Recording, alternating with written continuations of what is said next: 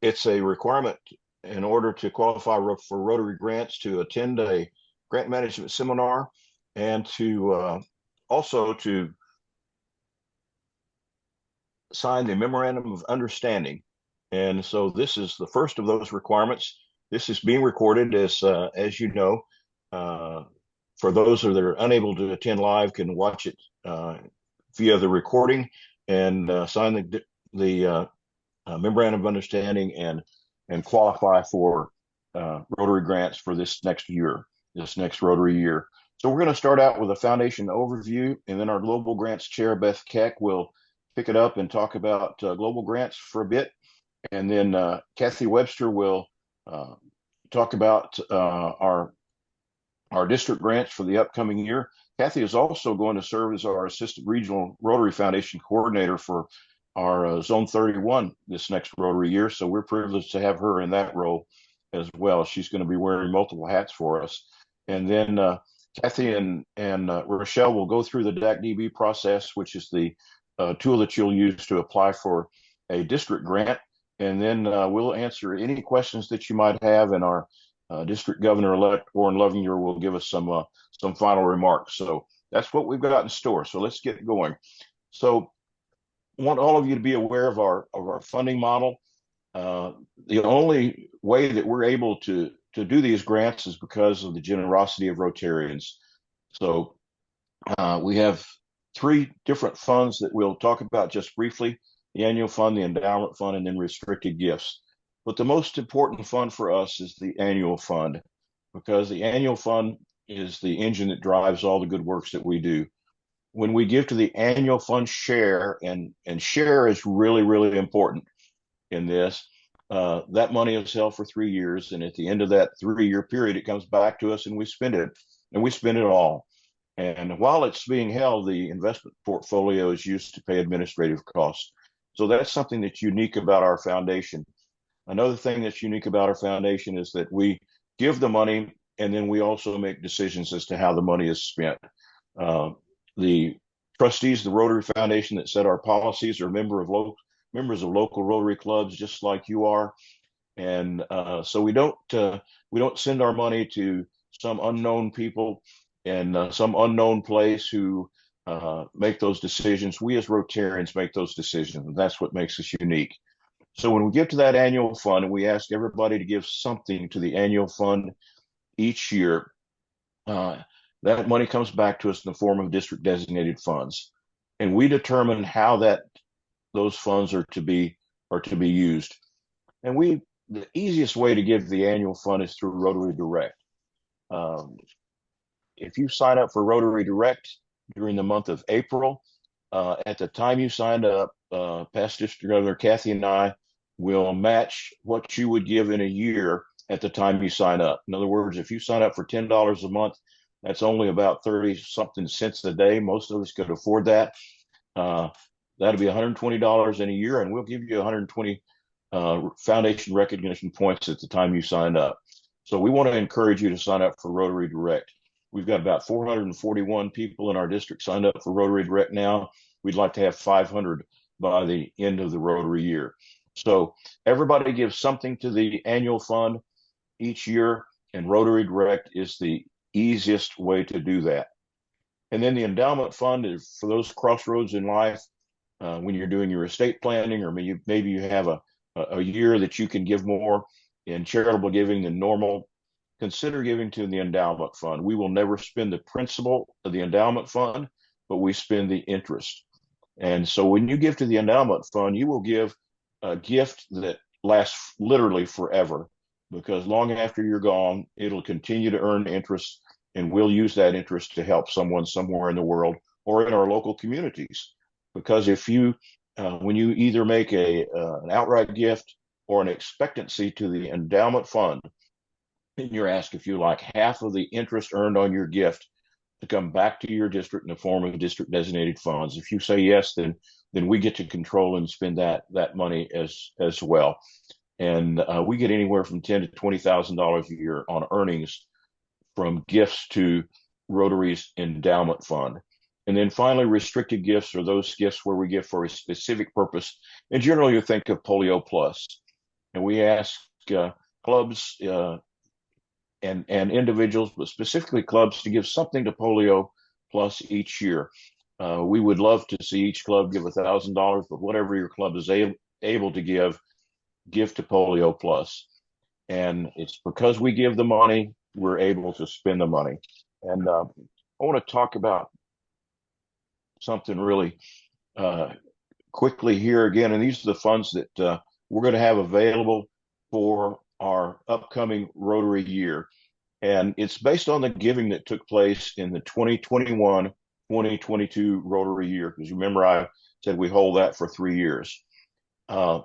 We gave $375,804 to annual fund share. But we gave over $424,000 to the annual fund. And what that means is that there were Rotarians in our district, I think probably without really understanding the impact it was going to have, designated those gifts as something other than annual fund share. It could have been an area of focus, for example. And I can understand how someone might have a passion for maternal and child health or the environment and say, oh, I'm going to designate my gift to that particular area of focus. When you do that, that money does not come back to our district. So be sure and encourage all giving to go to annual fund share. And so all the money that goes to annual fund share, 47.5% comes back to us. 47.5% goes to the World Fund. That's money available to any Rotary Club anywhere in the world to do a global grant. And the balance of that money is held in case the markets are down and we're not able to cover all the administrative costs. But what it boils down to for our district is we're going to have $89,253 plus what we get from the endowment fund earnings available for our district grants for the 2024-2025 Rotary year. From our district designated funds, we'll also give $36,000 to polio. We always give at least 20% and round up a little bit. And then we'll have at least $53,254 available for clubs to do global grants. We'll have some additional funds available for global grants because we'll have some carryover from last year. So those are the monies that we'll have available. I missed this. You will, sorry about the dogs there. You will send that memorandum of understanding to the Rotary District office. You can scan it and email it, or you can mail it to our mailing address for the district office, and that'll qualify you for grants. And so let's if you have questions about this, we'll entertain those questions at the question and answer period. But I'm going to turn it over to Beth now to talk about global grants and international service. Thank you, Ed. And it's a pleasure to see everybody online. For international service, I think it's helpful to think about your pathways for it first. And there's several pathways that we can use. One is just for clubs to individually fund a project. Sometimes you will leverage that with a district grant or a global grant. Our district grants, are smaller scale, and so they tend to go to international projects that are short duration or smaller scale, have smaller needs. And then we have the Rotary Foundation Global Grant Program for larger scale projects. The minimum amount for a global grant is $30,000. The maximum is $400,000. And and the great power of the global grants is that there's a potential for a match from our Rotary World Fund of an 80% match. We'll go to the next.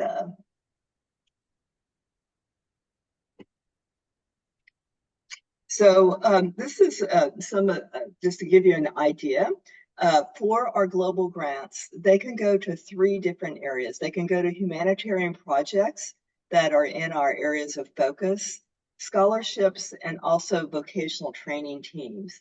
And in the most recent year, where we have data from the foundation, the year ending 2023, the Rotary year, $55 million of our donations into the Rotary Foundation went for the Global Grant Program. And I'm sitting in Beijing right now and went to the Rotary Club of Beijing for their meeting last week. And they, for example, have been working on developing a vocational training team from a regional hospital here in China that has less access to training to a partner hospital in the US for some very specific training to improve the delivery of health services. So that's an example of the Rotary Club here tapping into our global grant program with a partner as well. The next slide. We in our district supported a scholarship student last year for the first time. Brett Buff was from Tulsa, was very instrumental in this program, and also being his club being the instigator and the sponsor of the global grant. And so I think we're going to hear from Ty Rosso, who's at Cambridge this year getting a master's degree during our district meeting that's coming up in May. But we were very glad to be able to have a scholarship student for the first time in many years after the Rotary Ambassadorial Scholarship Program had sunset. Next slide. In the 2022 program year, out of our Rotary Foundation, 26 million went to actually the district grants, which Kathy administers, and we'll talk about. 5 million, as I mentioned, went to our global grant program worldwide, and 14 million was rewarded to, oh dear, I need to put my glasses on for a second. Oh, for disaster assistance, of course, because we also do, specific disaster assistance support because of all the issues in the world. And we have our 7 areas of focus, and you can see here that disease prevention is a major area for Rotary and continues to be today, with nearly half of the funding and half of the grants. But we also do a significant amount with community development, also with maternal and child health, water, sanitation, and hygiene, basic education and literacy. And then the environment is our newest area of focus, and we're starting to see grants happening in that area as well. I only have the 2021 program year breakout of the grants. I wasn't able to find the data yet from last year, but I think directionally it's similar to that program year in terms of our overall direction for global grants. The next slide. So this is how you can leverage your funding if you're doing a global grant. So first of all, the minimum needs to be $30,000.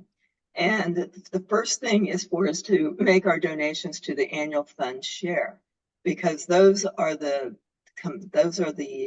funds that can then be leveraged with the World Fund match. So first of all, you make your donations to annual fund share. As Ed said, we have around a little over $50,000 that will go to global grants this year. When we originate a grant out of our district, we really focus in on trying to provide substantive funding for that as well.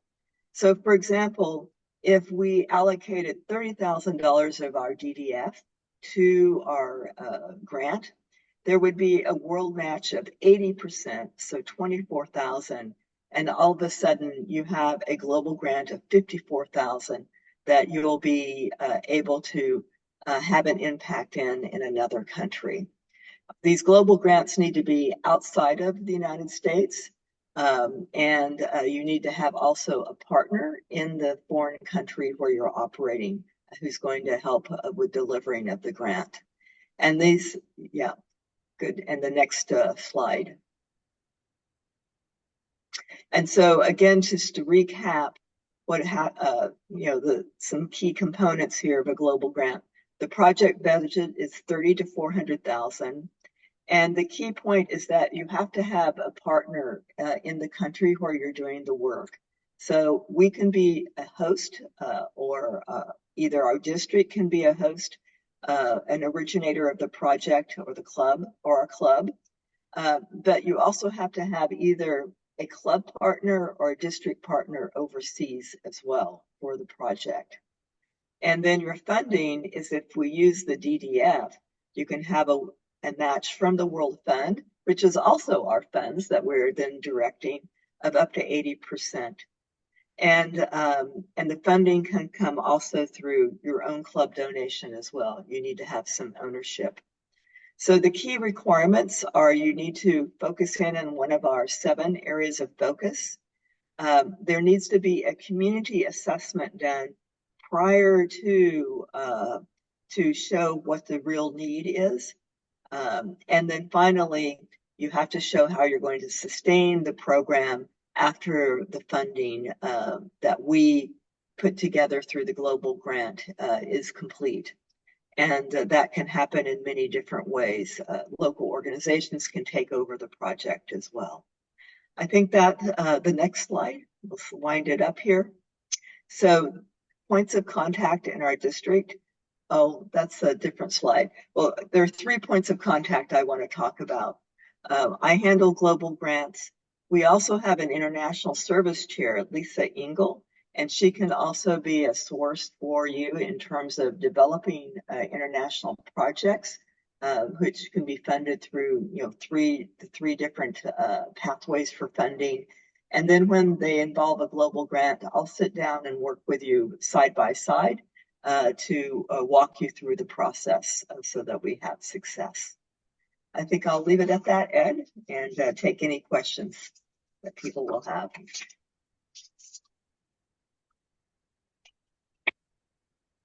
Thank you so much, Beth. And we're going to go ahead and shift gears to district grants now, and stop sharing my screen. I do want to mention one thing. We have had so many wonderful global grants in our district, and if you have a desire, a dream, a thought that you might want to do a global grant, early in that process, when you're just beginning to think about it, contact Beth, and she will be happy to walk you through the process and get you in touch with the proper staff person at the Rotary National Foundation, let you know where some of the potholes and pitfalls are, and really assist. That's what we're here to do, is to support you. As Beth mentioned, most of these global grants we do in developing countries, because that's where the need is the greatest. But we occasionally will do a global grant in the United States. An example is the Miracle Field in Joplin. I served as a president's representative to a district in New York a few years ago, and they did a global grant to address the opioid crisis there. But if we're going to do a global grant domestically, we have to find an international partner that's willing to help fund that. And that's, as I said, 99% of the time we're going to do those global grants internationally. And so with that, I'm going to turn it over to Kathy, and Kathy's going to talk about some specifics of our district grants. Good early evening, everybody. It's nice to have such a good crowd tonight. Yes, I have some happy news because Ed informed us that we have $89,253 plus whatever comes in from the endowment fund investments, which we hope to find out in May. We'll know our grand total, but we have set the maximum for each club to ask for grants starting July 1st this year at $3,000 per club. It can be multiple grants, more than one grant. It can be several grants as long as it reaches a maximum of $3,000. And then I'll tell you to stop. So, I look at your total and go, okay. So that's good because we only had 1,000 available for this year. And so this makes a big difference. And what else I want to say is that we have a lot of resources for you on our district website. If you need to get the memorandum of understanding, it's available there for you to download and fill out and send back. There's also a step-by-step guide on filling out a district grant. Many of you are new at this, so I'm going to go through a live step-by-step demo of showing you how to do that and a few other little things in manipulating within DAC-DB, because I know it can be a little bit daunting sometimes. So I think we're going to go ahead and start with that pretty soon, unless anyone has any questions at this point. No questions? What All is right. it? Kathy, what's the matching requirement? Matching requirement? It's a 2-to-1. So, Yeah, so kind of like what we had in the past before, 2-to-1 match. So 6,000 from the club to get 3,000 from the district, or 1,500 to get 3,000. 1,500 to get the 3,000. Thank you. All right. So Kathy, yes. Where's the MOU located? Okay, it's on the district website, and it can be found under Rotary Foundation. Okay. But also, I'm going to show you something in DAC-DB where you can actually sign it in DAC-DB. So I will get that coming up. Can everyone see my screen? Yes, we can. Okay, thank you. Yeah. Okay, I'm trying to get this. Okay. Anyway, so I'm in DAC-DB. I'm pretending to be my club president, and she gave me permission, so it's not like I'm going to surprise her. So when you log into DAC-DB, you will click on your club, and whatever icons you have active will show up. If you do not have the club grants icon active, you will go on this little gear over here, and you can just manipulate things. You can move things away, or you can add things. So if I needed to add one of these, like a donor or an e-meeting or something, you just click on this down here and you'll reset the configuration and what it is. So let me go in there and put club grants on there if it's working. Do you see it, Rachel? Oh, there. I'm not able to put it into club grants now, so. It was already up. Okay. No. I No. thought it was. Yeah, it was up there, and then I told it to reset. So Try I'm going dragging it. It's not to click on dragging. grants. Did There you we see go. how I grabbed grants down here? And I'm just popping it up there. So there we go. I think that will set it. Do I have to reset it, Rochelle? You can just set my configuration. Yeah. Okay, I don't see it. It's on the bottom row. It's on the bottom right. Yeah, close that. Right and there. then right there. Okay, so I clicked on club grants, and this is the view that a club president would see. Okay, so I'm going to click on change organization year way over here on the right-hand side. You see that blue box? Right now, it's currently set for 23-24, but the grants you are concerned about start July 1st are for 24-25. So there we go, change that year. And you'll confirm right up here in the red that you're in that grant year. So I'm going to click on Club Grants View, and I have nothing going on. But first, for this year, who do you want signing on your grants? So you click on Admin over here on the left. So you see where I did that, drops down a little. Club Signatures. So Maria Yurton, who is our current club president, we'll leave her in there as the signer because only one signature is needed for grants at a minimum. But if you want someone else to maybe learn the process and be a part of it, that would be a new grants chair, someone like that, but you still want the club president or another person in your club to be participating, you can click on their name and see what I'm going to do is pretend that I need to go over here and be a grant signer as well. So that's all you do. And then over here, you always want to be saved. Okay, save. So that says, and it comes up in a green box, a very happy box that says successful. So now club grants view, I don't have any grants listed because I haven't started one yet. So now I'm going to go over to this nice bright orange box and a new grant request. So your club has met, you've decided what you want to write your grants for. So I'm just going to do something very simple here and call it a test. And this is round 1 or whatever. City, a lot of this is pre-populated because I practiced earlier to save us some time. Target date completion. So this is kind of important. You need to discuss what's our timeline on our grant. And our timeline, if we were going to do dictionaries, we try and be done by the end of November. So I'm putting that date in there.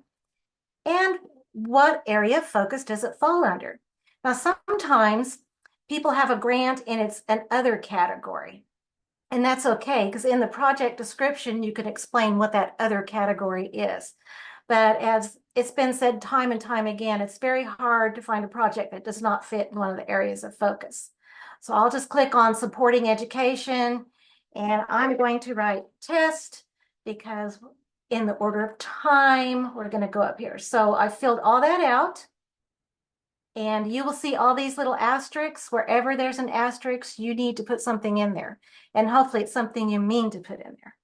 So double check it. You can save and go back in there. But while the grant is still active and it hasn't been finalized with the district, you can go back in and edit it and change some information and say, whoops, we meant to ask for this much, or this many will be affected, something like that.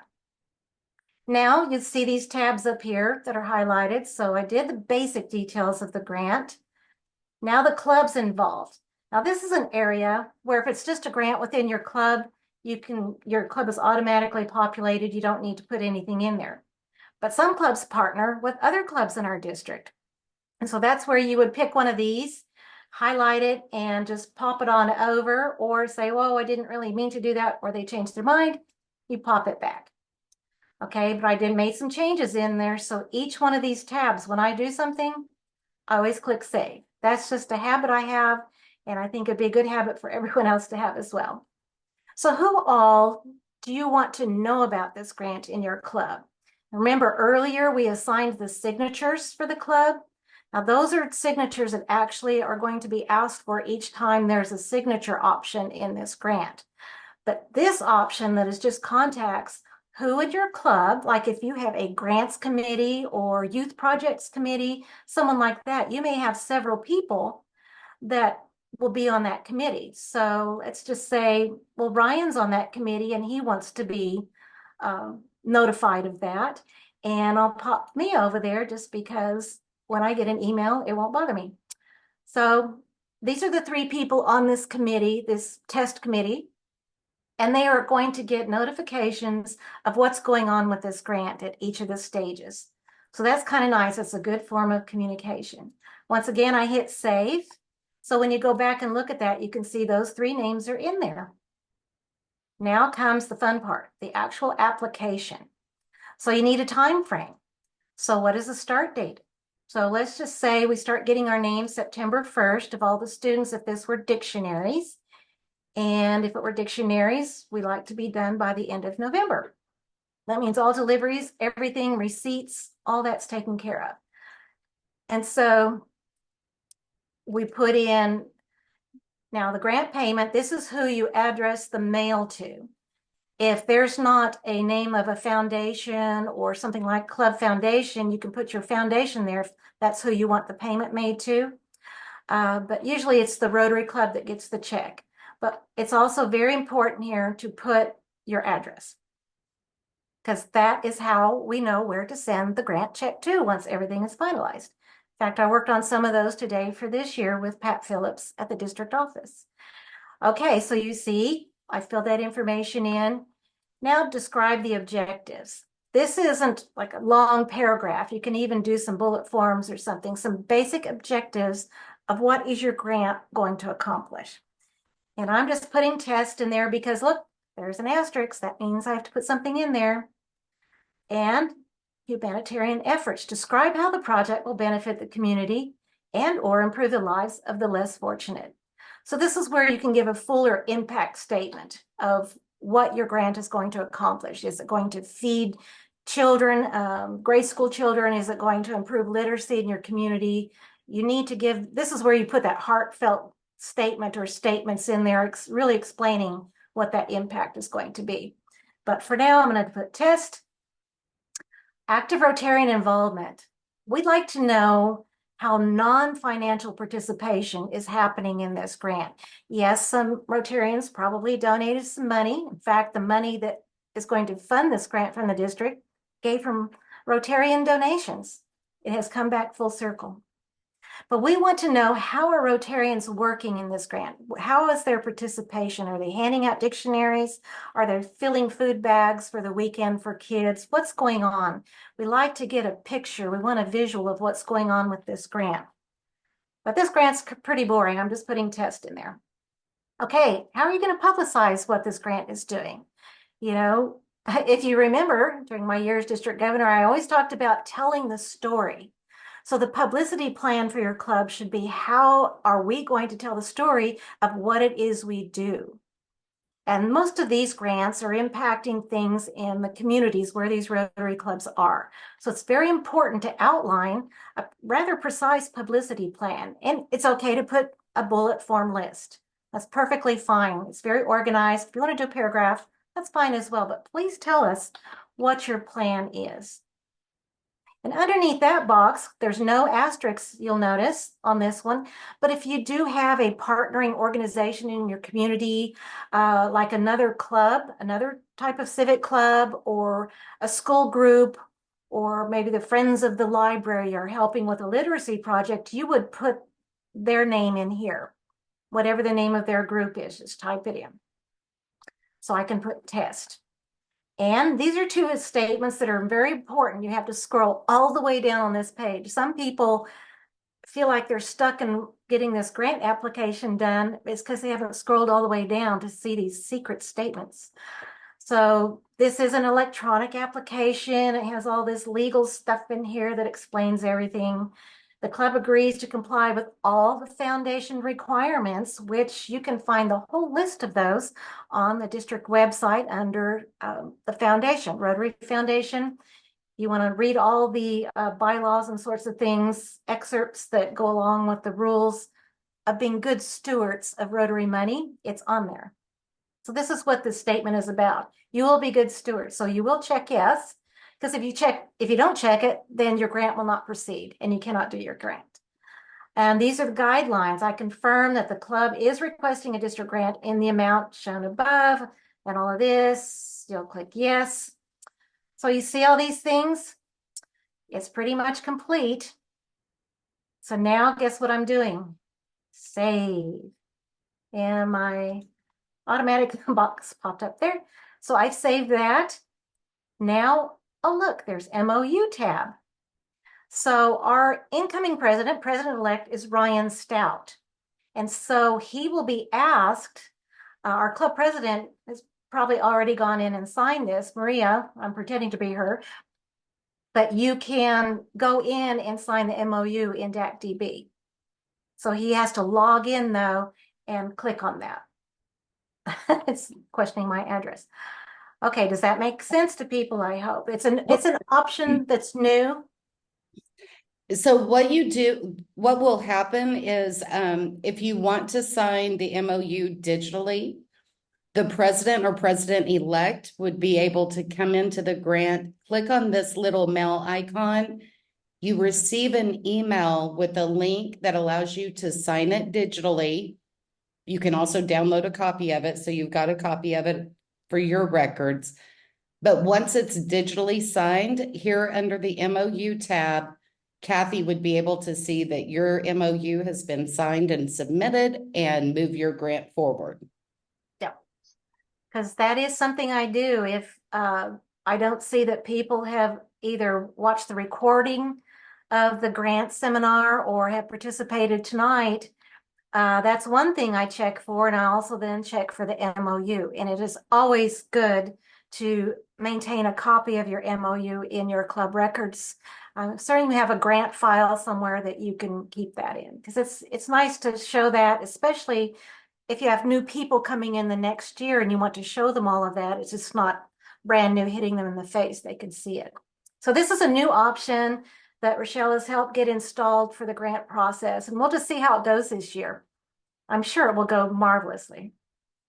Okay, now we're at the fun part, the number part, which is what I like, the budget.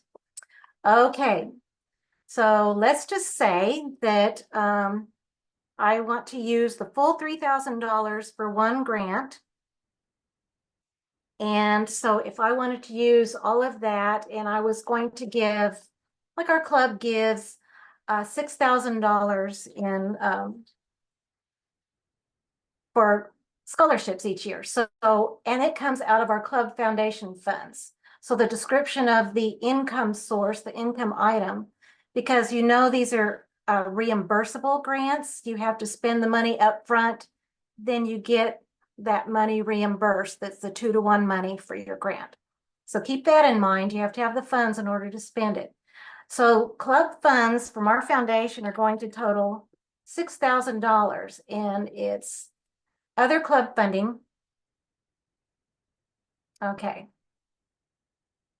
And let's just say that we've decided to do something wild and crazy, and we're going to say we're going to give even more because of the increase in district designated funds available. We're going to get district DDF funds and ask for the full amount. And you see, I did other club funding for funds coming from the foundation, but we want the DDF funding requested, the 3,000. So I'm adding that. And over here, you're going to see a little check mark in the column that says DDF. And that way you can double check and say, oh yes, I did put the right amount in there. So you can always go back and check that. And if you need to make changes, you just click on this little box right here that has the pencil, and you could go in and make adjustments with that and then save it. Okay, now budget expense. All right, so the expense item is club foundation funds are going to be $6,000. And see, the box is almost full here, cash available. And another budget expense is going to be DDF funds, 3,000. Okay. You want this number to be 0 here, possible, because I've asked for the full 3,000. So this is a $9,000 total project. That's a lot of scholarships. We're going to see what we can do. But 3,000 of that will be reimbursed to the club upon full completion of the grant and all the proper documentation turned in. And I like these little pie charts because it shows how much of your funding is coming from DDF. So it's a big project, and a third of it is being paid for by DDF funds. So what do we do when we filled all that out? Save. All right. So now we've come to something here. You can put documents in there already if you want to, but we'll talk about that in a little bit because I really don't have any documents to put in there yet. So I'm going to collect club signatures, and we'll see if I can come here, Club Grants View, click on that. Okay. That's right, it's sent to Maria. I'm gonna check my club signatures. So Maria and I both have to sign it. I'm taking her off of there now. Okay. So Rochelle, I want to sign this.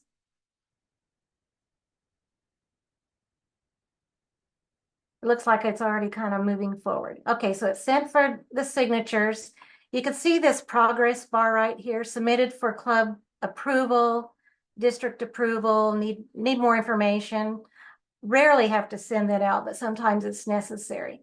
So as you see, some new boxes popped up. There's the old budget one. All of these first 5 or 6 are the first original ones, but now some new boxes have popped up for expenses. So after you've done the grant, this is where you can load your check copies. And I want to reiterate, check copies are good, the original checks that you write for something, but we also want to see the canceled checks, because canceled checks are kind of the completion of the project. It shows, yes, the check was sent and it was used. So I've had to contact a few clubs about making sure those canceled checks get loaded into this document. So I want to add a receipt. Scholarships, foundation funds. It was a check number. Let's just call it 2024 since that's loaded. And the whole check, let's see, it was for one. We're going to make it for all of them because of time. And you put in there scholarships. Okay. Now, expense payments. So these are receipts that came from the foundation funds. They were dispersed out. So now expense payments, you can put each one, if we did 9 separate checks to, 9 $1,000 grants or scholarships to students, then we could do that. Oh, pay to student. Okay, my keyboard's going much. Student. And we'll just say that we're doing $9,000. Okay, number 2222. Okay, now over here, what's nice on this little pencil, you can click on it and you can actually drop your files here. You don't have to go to another tab. So you can, anywhere on your computer, you can choose files.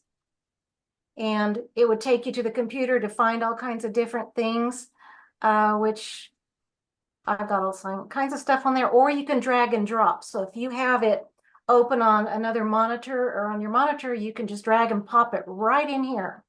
And that will save you some time on getting all those receipts, especially if you gave several scholarships or had several different types of expenses. And then you would save that. So this is kind of neat. So if you needed to change the funding over here and drop some documentation in there, it's the same thing under the expense receipts. So this is a big time saver that had been added in DAC-DB, and I really do appreciate it. So try and use that, see what you think about it, and let us know. But you can see this grant is completing itself here, and the difference is 0. Now, in some grants, some people spend more than what it was originally written for, but you're not going to get over $3,000 from the district and district designated funds. But some grants, well, we decided to spend a little more. Our fundraiser went better than we expected. And so you might have total receipts up here of maybe 10,000. So it'll show a $10,000 or $1,000 extra, but that's fine. That's the story of your grant. It's not going to be anything bad. It won't cause an error with your grant. Okay, so we're moving forward. Now this tab, if you have already loaded documents such as your receipts and copies of checks and canceled checks and all of that, and the receipts, the expenses section, those are already on here. You do not have to re-upload those documents. But what we do like to see, and I really enjoy seeing, is under images. Load some photos. So all you do is upload file and choose a file somewhere on my computer that is, who knows what a photo file is. I have some Eclipse photos. I can put those on there. So there. So I've opened that. It's the photo and I am uploading that image. Upload file. It'll do it eventually. There. Okay, it was a big file, so it took it a little while. But so you can see on your list as many photos as you load, it'll just list them all on here. And if you changed your mind about one of the photos, you can just exit out. Whoops. And there's a hand raised, the question. Yes? Tricia? Hi, sorry, I had to unmute myself. Okay, so my question, Kathy, I'm a little confused on the matching, but I think what I understand is you can't ask for 3,000 unless you're going to spend 3,000. Is that right? No, say for instance, you can spend $1,500 and get 3,000. Okay, So if you're going to write one grant to get the full 3,000 from the district designated funds, you would have to spend, of course, the full amount, $4,500 initially. But for the 2-to-1 match, your club would only be out $1,500 at the end of the game. Does that make sense? Okay, so say I only wanted $1,000, I have to spend 500. I'm just trying to get this ratio. So whatever you ask for, you have to say, I'm going to spend half of that myself. Okay, say you have a total project that costs $3,000. Okay. 2,000 of that can be district designated funds that you ask for. Because that's a 2-to-1. Every $1 your club would spend is matched by 2 in district funds up to $3,000 total. So that's breaking it down to pretty simple. It's a reimbursement. So you have to pay it first and then you're getting money back. So whatever your total project is. So if you're going to spend $4,000 giving out dictionaries, you're spending that, you turn in the receipts. So you can ask for the 3,000 to come back, but you're going to spend the whole 4,000 up front and you're asking to be paid back. That's my understanding. Yes. Yeah. So if you, like I say, writing one grant to get the full 3,000 that you can get from the district designated funds, you would be asking for a $4,500 total project, because 1,500 of that would be club money that would not come back from the district. 2 times that is 3,000, and that would maximize what you can ask for. So say you're doing a project and it costs $7,000 and you're going to put up 7,000, you can get 3,000 back. That's right. You definitely cover the 2-to-1 with a $7,000 grant. Yes. All right. My other question is about the expense tab. Yes. You said you had to show a canceled check. Are you because you had a little scholarship example, but what you're really asking for is, do you want like show stamped invoices that show paid? Well, it's good to show paid invoices, but what were they paid with? Well, it could have been paid with a credit card. Yeah, it could be a credit card. So a copy of the credit card statement, if your club has a credit card. Now, if a person used their personal credit card and was reimbursed by the club for that credit card expense, that canceled check should be showing in there. So you're really into checks. You don't want proof that you paid an entity, like say you have a dictionary project. I'd love to see the dictionary invoice, because that's part of the story. I look at the reimbursement. I don't understand why you need to see a paid check when you're really asking for a paid invoice, an invoice that shows a zero balance, right? We actually need to see what the invoice was paid with. So there has to be actual documentation of the funds that were spent by the club that paid that invoice. What if you paid to see both? All right, doesn't make any sense, but that's all right. Yeah. So you have to use real checks to get reimbursed. Hey, Kathy, you also want to have the front of the check, and you also want to have an image of the back of the check where it shows that it was run through the financial system, the bank or whatever, and cashed, right? The canceled check, yes. Yeah, you want to show both sides. If those are on digital bank statements, you should be able to get those, and just PDF copy of it or a JPEG image is fine, as long as we can see that, because that gives the full circle of the money actually went where it was going and it was spent on that project. Kathy Beth Keck has a question. She's stating that they're using a credit card, and do they need to show the bank statement that shows they paid the credit card? I don't think that's necessary. I think showing the bank statement where the club spent money on the project is sufficient. Wouldn't you say, Kathy? Yeah, but we've been asking, a lot of clubs do not have a club credit card. Exactly. So if a person was reimbursed because they used their personal credit card to help pay for a project with a grant, we need to see that canceled check that person was reimbursed, and we need to see the matching invoice that person paid for. So Kathy, in our case, we have a club credit card. And so I think from a fiduciary point of view, I should also submit the bank statement that shows that the money was paid out to the credit card company as well. That would be a great story, yes. Yeah, because then that shows complete payment and that we didn't just turn the stuff back in and somebody take the money. Yes, that's good. So okay, I'm going to make sure we add that in as part of our fiduciary responsibility here. And I'll also add that these requirements are exactly the same if you're doing a global grant.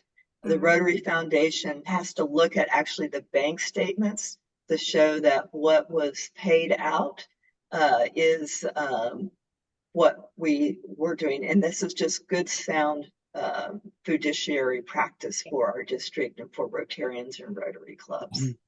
It's I'm kind of a stickler about, we all have to be good stewards of this money. We want to make sure it's used exactly what it was said it was going to be used for, and it's just part of good stewardship. And I know all Rotarians in their hearts want to be good stewards. So yeah, Kathy, Ed has to take the information that is collected. I'm going to talk about that right now.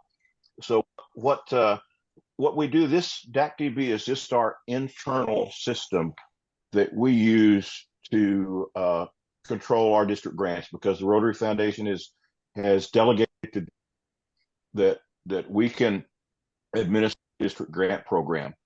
But once we have approved all of these grants, I have to, as the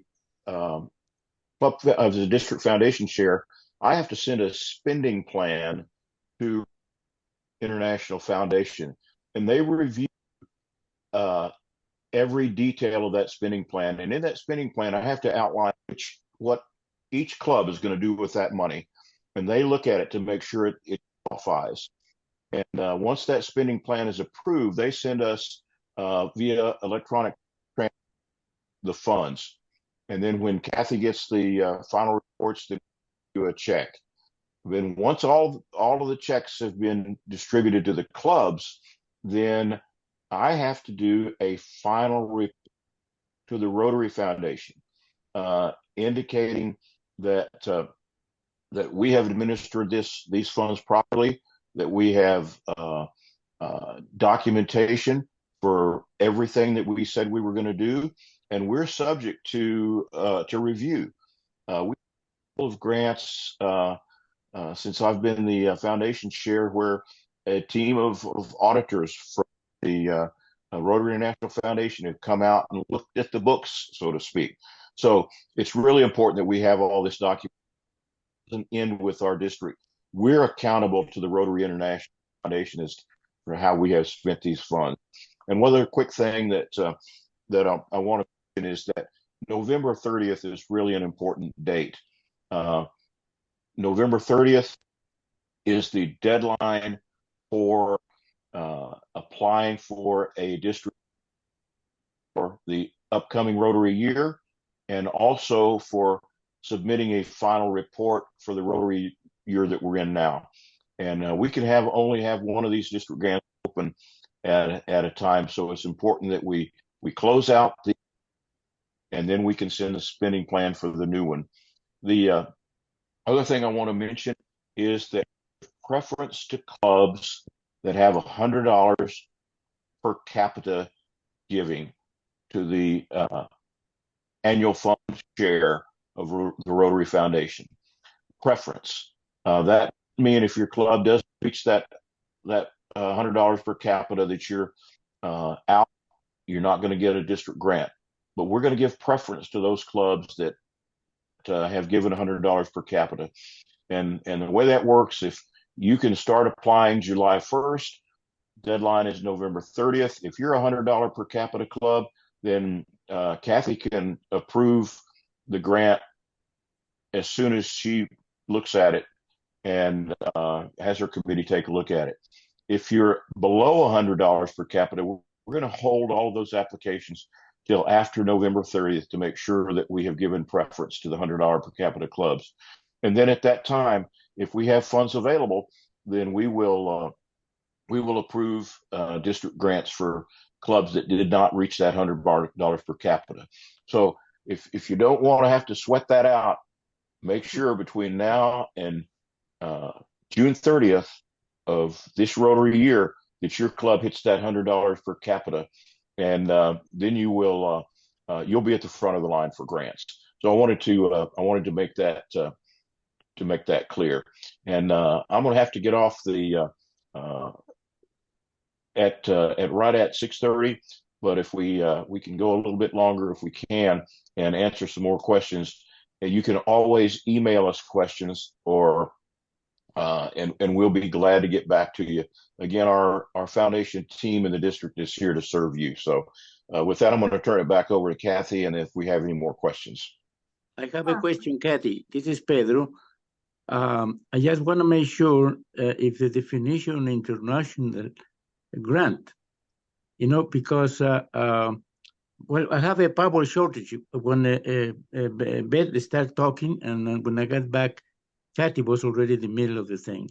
According to the manual that the Rotary Foundation gives to the clubs in order to run the Rotary Foundation money, it says in 2 lines, district grants are block grants that enable clubs and districts to address immediate needs of their communities and abroad.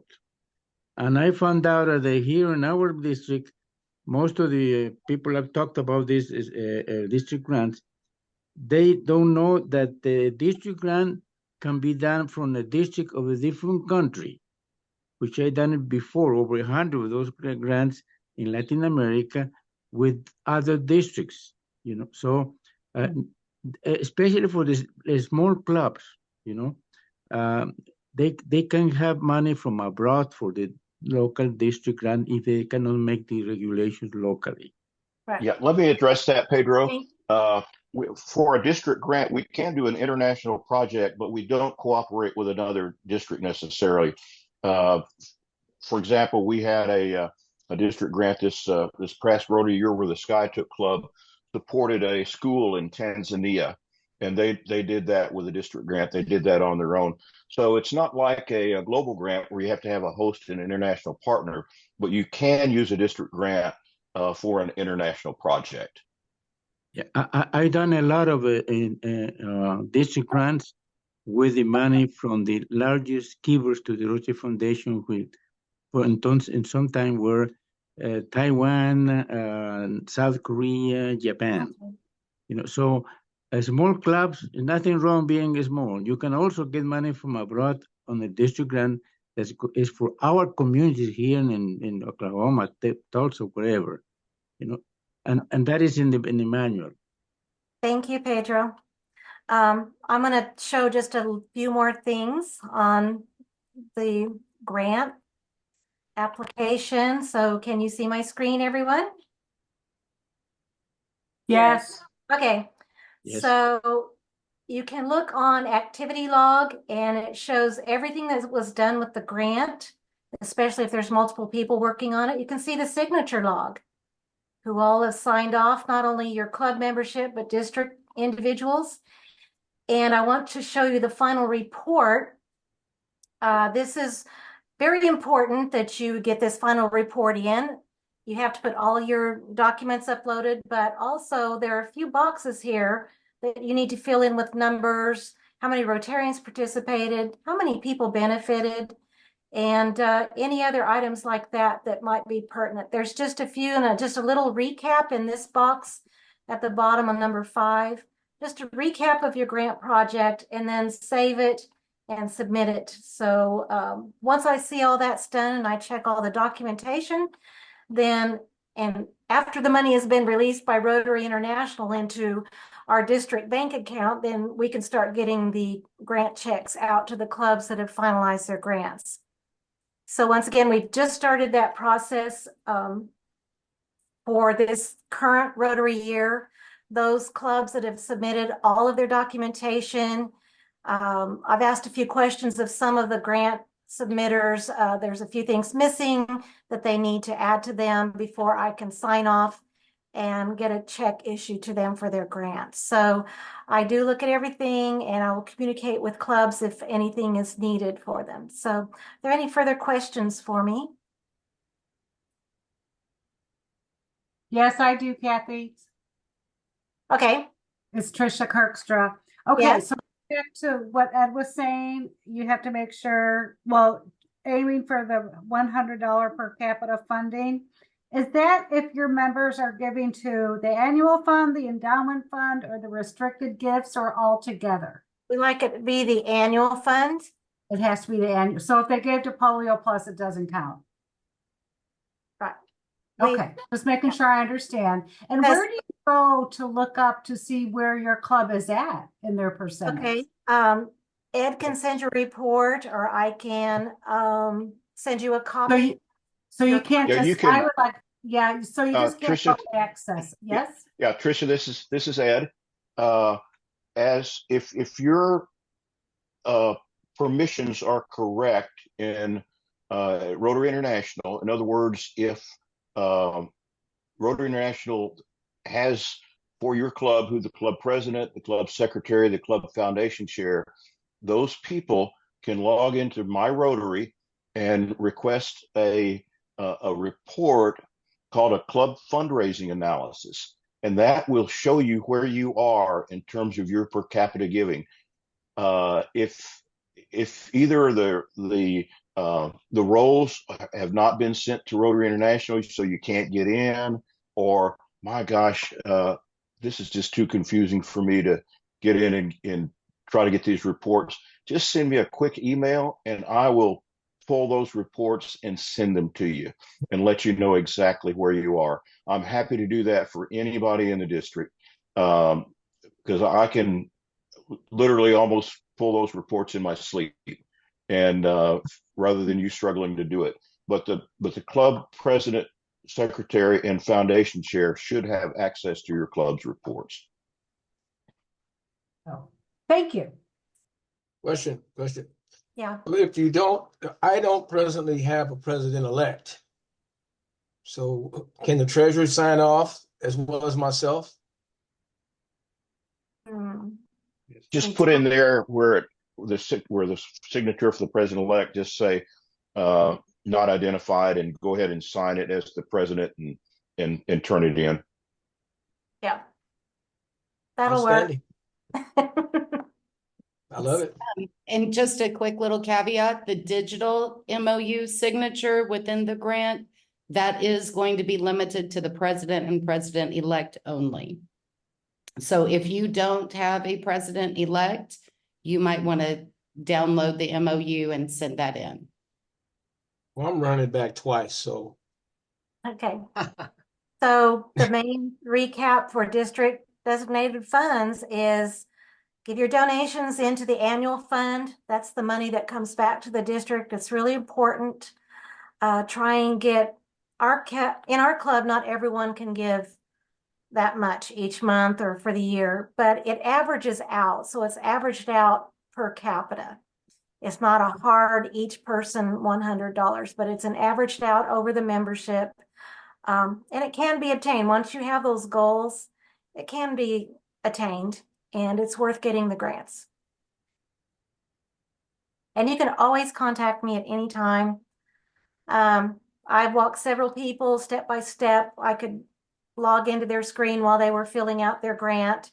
Our good old AC Moncrief was one of those, and just step by step, go through the process, and I could see what he was doing, and it worked, and it's just a learning process, and I love spending the time helping people get their grants. So thank you very much. That's definitely a good thing, Kathy, because you've sure had to help me. Well, appreciate you all. Kathy. And it's good. And I can also help you. It's kind of difficult. You have to be patient with loading some of the reports when you go to My Rotary, as trying to get some of the foundation reports. It takes you to a different window, and it takes sometimes a while for them to load. So you have to be patient. But once they load, you can download them as PDFs. So that's a good thing. So you can have a record on that on your computer of your grants.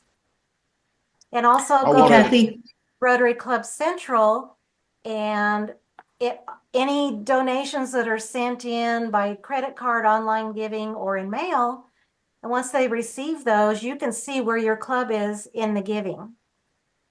So you have your goals in there. Put your goals in for foundation giving, and then you can see it automatically adds it in there to see where you are. Yeah, one other quick thing I wanted to mention, there was a question in the chat about this recording being available, and following our seminar tonight, we'll do some editing of the recording, and it will be posted to a link will be posted to the district website. And when that's ready, we'll send out a notice to all the clubs that the link is live, and people that weren't able to watch this live tonight can watch it and qualify. Or if you just want some refresher, it'll be available for you to see. Do we have any other questions? Real quick, Kathy or Ed. It used to be the MOU, as long as you had that one signature, which the key one is the president-elect, the person that's coming in to July 1st. Is that still correct? Because like Lindsay's club, we have our president-elect. She's ready to go July 1st. So she's going to sign the president-elect box. Yeah, well, if you've got a current club president, yeah, if you have a current club president and a president-elect, they both should sign.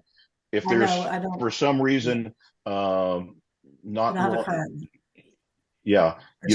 current president. Okay, well, just write on that. We're going to make sure you qualify.